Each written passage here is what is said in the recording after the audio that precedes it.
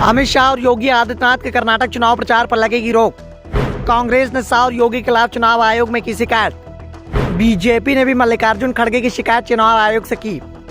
कर्नाटक में चुनाव प्रचार तेज हो चुका है और उतना ही तेज हो चुका है विरोधी दल को नीचे दिखाने का काम। भाषा की मर्यादाएं टूटती जा रही हैं, एक दूसरे के खिलाफ तीखे बयानबाजी की जा रही है, तो शिकवे और शिकायतों का दौर भी चल रहा है। कांग्रेस ने पहले गृह मंत्री अमित शाह के खिलाफ थाने में शिकायत की और अब चुनाव आयोग पहुंच गई। योगी आदित्यनाथ की भी शिकायत की जा रही है। जवाब में बीजेपी भी चुनाव आयोग आई है। उसने यहाँ कांग्रेस के अध्यक्ष मल्लिकार्जुन खड़गे की शिकायत की है। शुक्रवार की शाम को कांग्रेस नेता अभिषेक मनु सिंघवी, पवन बंसल और मुकुल वासनिक चुनाव आयोग पहुंच गए। आयोग से कहा कि बीजेपी नेता उलूल जुलूल बयानबाजी कर रहे हैं। चुनाव प्रचार के लिए सीधे जनता को चेतावनी दी जा रही है। गृह मंत्री अमित शाह कह रहे हैं कि अगर बीजेपी की सरकार नहीं आती है तो कर्नाटक में सांप्रदायिक टकराव होंगे। अमित शाह के भाषण का वीडियो क्लिप भी दिखाया गया। सिंघवी ने कहा कि शाह ने कहा था कि अगर कर्नाटक में कांग्रेस की सत्ता आती है तो ये करेगी वो करेगी। अमित शाह जो कुछ भी बोल रहे हैं उसका कोई आधार नहीं है। चुनाव में वोट बटोरने के घटिया हथकंडे के तहत ऐसा किया जा रहा है। हमने चुनाव आयोग में इस तरह के लोगों पर बैन लगाने की मांग की है। उन्हें चुनाव प्रचार करने से रोका जाए। कांग्रेस ने योगी आदित्यनाथ के बयान की भी शिकायत की है। योगी पिछले दिनों कर्नाटक चुनाव प्रचार करने पहुंचे थे। कांग्रेस ने अपनी शिकायत में कहा कि योगी के बयान से एक समुदाय में डर दिखाई दे रहा है, इसलिए योगी आदित्यनाथ को चुनाव प्रचार से रोक दिया जाए। सिंघवी ने कहा कि भारतीय जनता पार्टी के नेताओं की तरफ से कांग्रेस के खिलाफ लगातार निराधार आरोप लगाए जा रहे हैं। अल्पसंख्यकों के विरुद्ध आपत्तिजनक टिप्पणियां भी की जा रही हैं। हमने मांग की है कि कार्रवाई होनी चाहिए। कोई व्यक्ति कितने भी बड़े पद पर क्यों ना हो,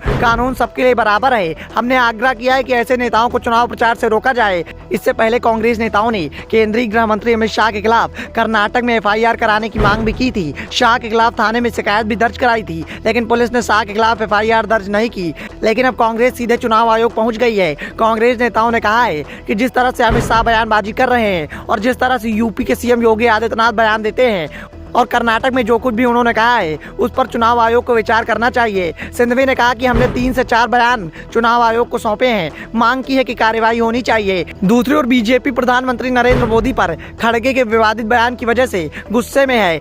इसी वजह से बीजेपी के एक प्रतिनिधि मंडल ने खड़गे के खिलाफ चुनाव आयोग पहुंच गया है। उनके खिलाफ एफआईआर दर्ज कराने की मांग भी की जा रही है।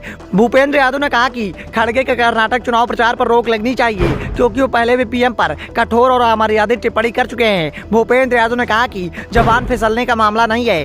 जानबूझकर कुछ बातें कही गई हैं जो कांग्रेस के हिट कैंपेन को बताती हैं। हम इसकी निंदा करते हैं। कांग्रेस ने राजनीतिक विमर्श का स्तर गिरा दिया है। दूसरे और विवाद को बढ़ते देखकर खड़गे ने अपने बयान पर सफाई दे रहे हैं। उन्होंने कहा कि बीजेपी की विचारधारा विभाजनकारी व मनस्यपूर्ण, गरीब व दलितों के प्रति नफरत और पूर्वाग्रह से भरी हुई है। मैंने इसी नफरत और द्वेष की राजनीति की चर्चा की है। मैंने पीएम मोदी के बारे में यह बात नहीं कही। मैं व्यक्तिगत बयान नहीं देता। मेरे कहने का मतलब उनकी विचारधारा से था। साफ है, अब चुनाव आयोग अगर दोनों ही दलों की शिकायतों पर कार्रवाई करता है तो मल्लिकार्जुन खड़गे के चुनाव प्रचार पर रोक लग जाएगी।